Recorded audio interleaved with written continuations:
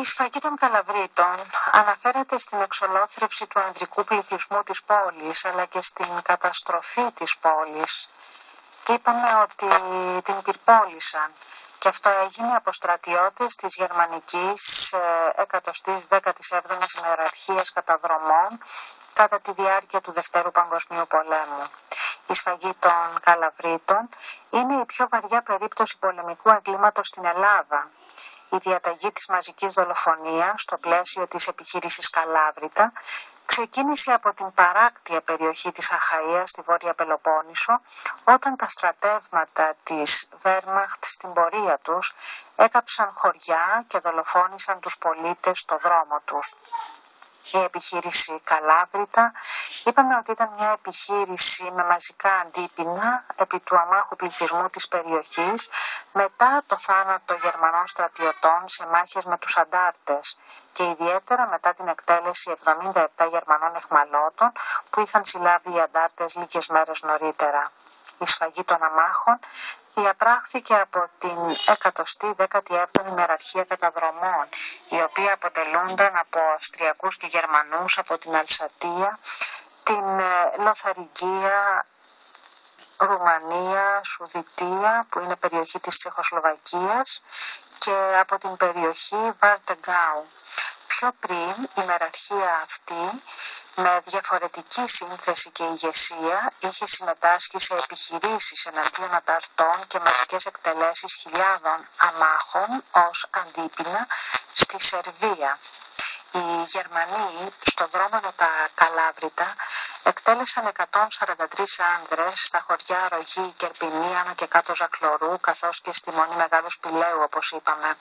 Έκαψαν επίσης 1000 σπίτια σε περισσότερα από 50 χωριά, αφού προηγουμένως τα είχαν λαιλατήσει, και αποκόμισαν περισσότερα από 2.000 πρόβατα και μεγαλύτερα ζώα και περίπου 260 εκατομμύρια δραχμές. Όταν έφτασαν στα Καλάβρητα, κλείδωσαν όλες τις γυναίκες και τα παιδιά κάτω των 14 ετών, όπως είπαμε, στο σχολείο, και διέταξαν όλους τους άντρες από 14 ετών και πάνω να παρουσιαστούν έξω από το χωριό.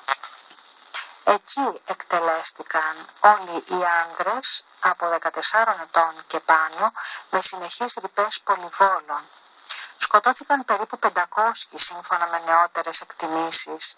Οι γυναίκες και τα παιδιά κατάφεραν, όπως είπαμε, να αποδράσουν από το σχολείο, ενώ όλα τα Καλάβρητα φλέγονταν.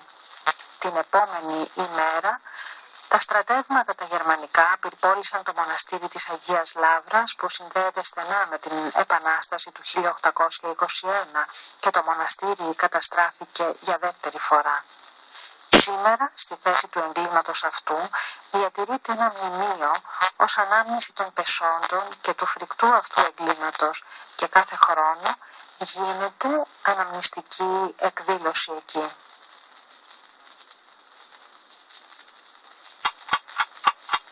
Η ώρα είναι 3:30. Ακούτε το ραδιοφωνικό σταθμό της Εκκλησίας της Ελλάδος.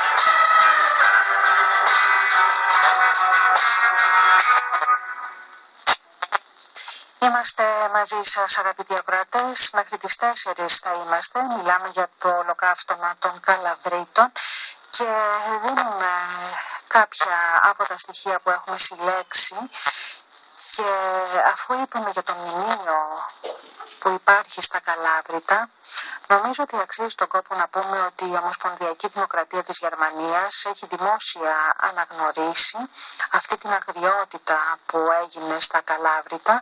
Ακόμα όμως δεν έχει καταβληθεί καμία απολύτως αποζημίωση, ενώ τον Απρίλιο του 2000 ο τότε πρόεδρος της Ομοσπονδιακής Δημοκρατίας της Γερμανίας, Johannes Rau, επισκέφθηκε τα Καλάβρητα και εξέφρασε τα αισθήματα ντροπής και βαθιάς θλίψης για την τραγωδία αυτή. Εν τούτης όμως δεν ανέλαβε την ευθύνη εξ ονόματος του γερμανικού κράτους και δεν αναφέρθηκε καθόλου στο ζήτημα των αποζημιώσεων. Για τον αριθμό τώρα των θυμάτων και των επιζώντων από τη σφαγή της 13ης Δεκεμβρίου, αλλά και για το συνολικό αριθμό των θυμάτων από την